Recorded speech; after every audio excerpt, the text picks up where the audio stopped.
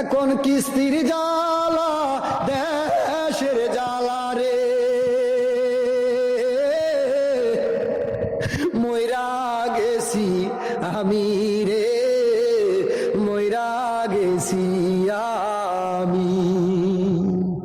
আমার মতো কত প্রবাসী